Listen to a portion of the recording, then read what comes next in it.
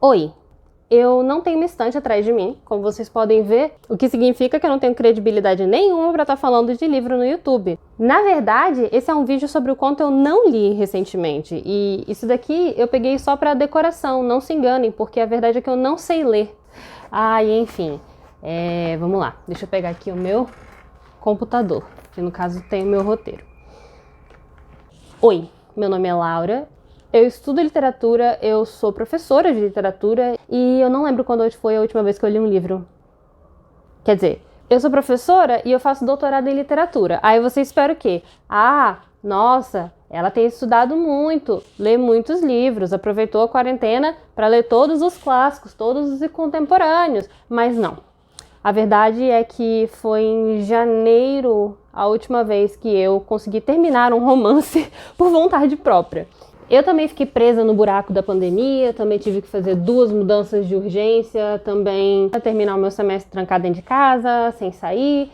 E como boa representante da classe millennial, eu estou constantemente cansada, deprimida e procurando apartamento. Mas não é de hoje que o meu hábito de leitura vem capengando mesmo. A questão é que desde que a gente entrou nesse buraco de minhoca do inferno, ele simplesmente sumiu. Eu não consigo mais ler. Ele desapareceu, botou a capa da invisibilidade, porque também não é millennial se não tiver referência a Harry Potter, não é mesmo? Eu praticamente me mudei pro Twitter, eu moro lá agora. E aí esses dias eu vi um tweet da Milena muito engraçado, que me fez pensar, eu sei.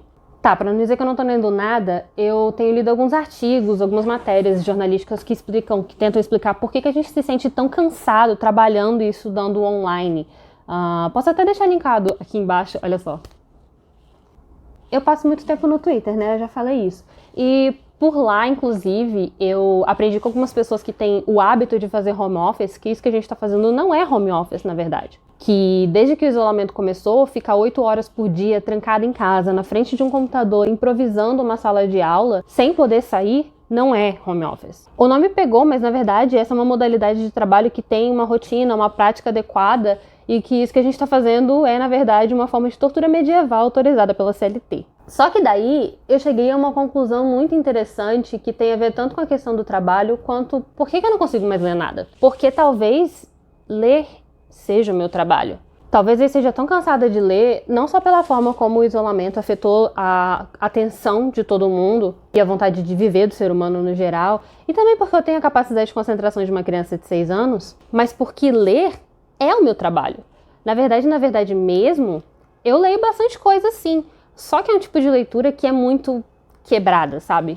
Essa coisa da leitura fragmentada é uma questão, não exatamente um problema, no meio acadêmico de humanas, principalmente, que há algum tempo vem sendo debatida.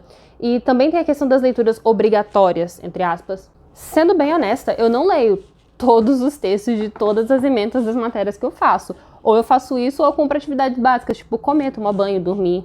Aí sempre tem aquele momento que o professor chega na aula e fala: então, hoje a gente vai debater, sei lá, O Passageiro do Fim do Dia, do Rubens Figueiredo. Aquele que vocês leram, né? E eu fico, lemos. Mas, apesar de estar muito acostumada a ler capítulos, trechos de livros teóricos e romances por meio que necessidade do meu programa acadêmico, eu também gosto de ler como hobby, eu sempre gostei. E eu tenho pensado muito sobre por que essa parte do meu hábito de leitura está sendo afetada. Por que, na verdade, desde quando eu entrei para a faculdade de letras, eu não consigo mais ler da mesma forma como eu lia quando era adolescente. Eu sei que eu não sou a única pessoa passando por isso, eu sei que é um problema até comum, mas recentemente eu tenho pensado muito sobre isso. Até porque eu tenho consumido bastante YouTube também, e o meu nicho favorito é esse, de livros. E aí tem todo um contexto, né? Como se as minhas crises de ansiedade e uma fucking pandemia global não fossem suficientes, a gente tem aquele genocida do presidente e o ministro lá tomando decisões perversas que vão afetar diretamente o mercado de livros, que me afeta diretamente como profissional e consumidora da área. Eu normalmente opto pelo conforto da alienação quando se trata dessas questões, mas eu não me achei no direito de me alienar sobre isso pela relação pessoal que eu tenho com esse tema. E aí eu fui escutar o podcast Café da Manhã da Folha, que muita gente recomendou e é realmente muito bom.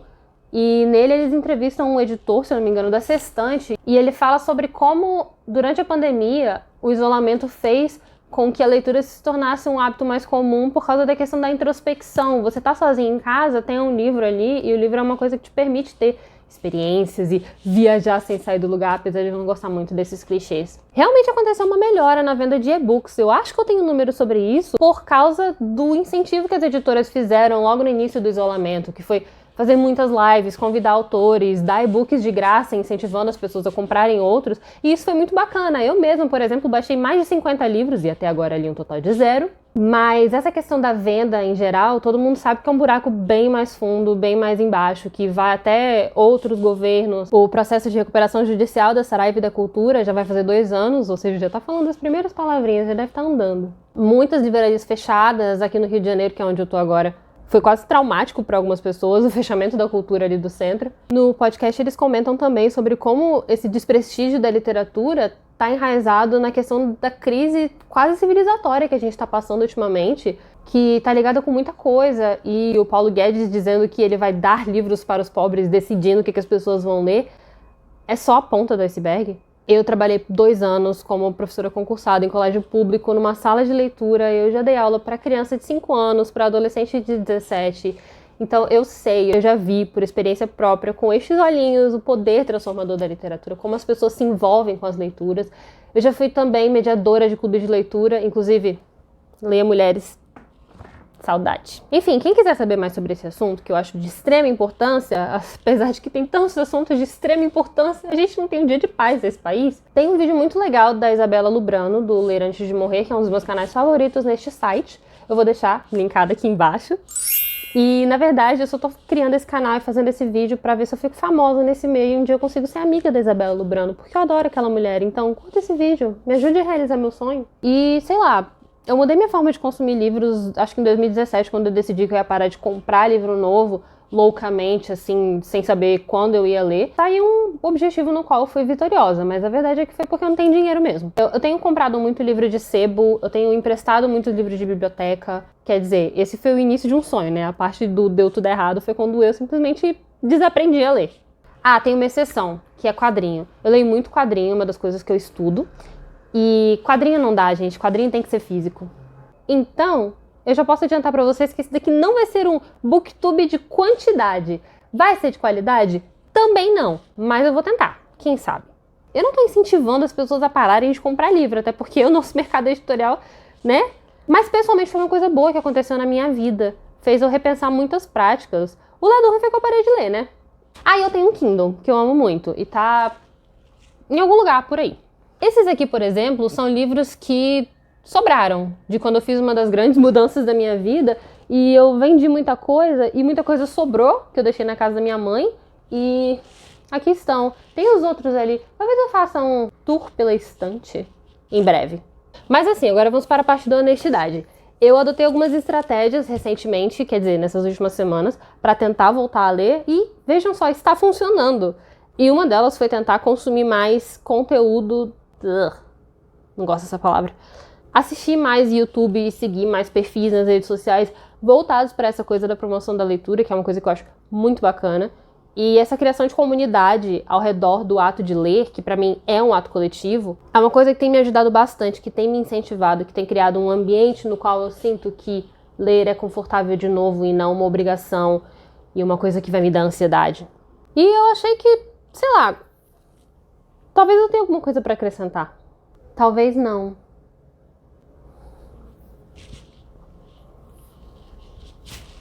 Talvez eu nem fale só de livro. Mas com certeza a leitura é uma coisa que faz, ou pelo menos fazia, parte da minha identidade. Essa minha identidade que tem passado por algumas crises. Eu fico me perguntando assim, se você gosta tanto de ler, por que você não lê? Eu não sei, sinceramente, não sei o que aconteceu. E eu também não sei mais qual é o meu gênero favorito, eu não sei quem é minha autora favorita, quem são meus personagens favoritos. Eu não sei mais qual é o meu personagem favorito de Harry Potter. Eu não sei mais qual é a sensação de ler um livro por puro prazer, sem pensar no artigo que eu vou ter que escrever sobre ele, no trabalho que eu vou ter que entregar, na resenha que eu vou ter que postar. O bom de você ser doida e falar sozinha é que eventualmente você acaba respondendo suas próprias perguntas. E assim, nenhuma dessas perguntas realmente importa, sabe? Eu acho que o que eu tô sentindo falta da experiência é de uma vez por mês, no domingo, ir lá pro Solar do Jambeiro e sentar com a galera e ficar debatendo o livro de uma autora que a gente leu junto. É de postar no Scoob, sabe? A avaliação de um livro legal. é de conversar com a minha amiga sobre o que eu achei de um livro que ela me emprestou. É isso que eu quero recuperar e é isso que eu espero. Mas será que eu vou conseguir? Aí já é outra história, né? Mas enfim, vamos tentar.